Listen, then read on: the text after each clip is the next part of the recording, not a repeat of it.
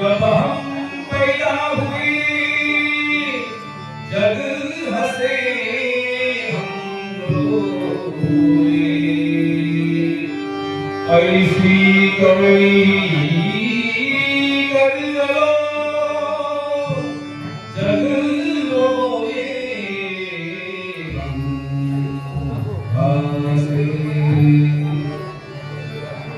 काय मंडळी 84 लक्ष योनी फिरून हा पवित्र असा मनुष्य जन्म आपल्याला मिळालेला आहे। मनुष्य जन्माला आपला कर्म प्रारब्ध घेऊन आहे, परंतु जाताना आपण कर्म काय करून जावं हे आपल्या हातामध्ये असते। पूर्वजन्मीच्या प्रारब्धानुसार आपल्याला हे जीवन भोगावं लागतं, परंतु ऐसी करणी कर चले जग रोए हम हसे। मनुष्य ज्यावेळी जन्माला येतो त्यावेळी आपल्या कुटुंबाला आपल्या गावात आनंद होता, पेढे वाटतो, ती जन्माला गेलो, पूर्वी जन्माला गेली, बरोबर की नाही?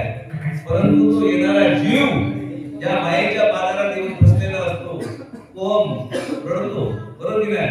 तो रडत जरी असला तरी जगाला आनंद होतो, कुटुंबाला आनंद होतो, परंतु मधलं जन्म आणि मृत्यू या मधला अंतर आहे, याला जीवन म्हणतात। आणि ते जीवन कसं जगावं की ऐशी करणी कर चले जग रोए हम हसे, बरोबर की नाही?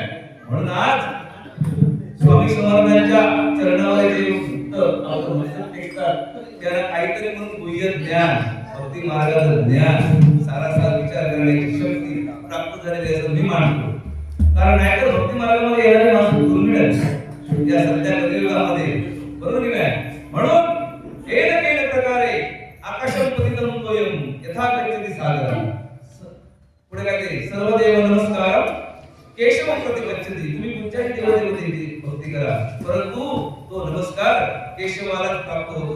म्हणून भक्ती मार्गाला अडळ आहे आणि माणसाच्या जीवनामध्ये तो सुटलेला नाही। माणसाच्या जीवनामध्ये जर सुटला, भक्ती मार्गापासून मनुष्य जर वेगळा गेला तर त्याला मनुष्य म्हणून जगण्याचा अधिकार नाही या मृत्यू लोकामध्ये। म्हणून भक्ती मार्ग हा नामस्मरण हे श्रेष्ठ सांगितलेलं आहे कलियुगामध्ये। असो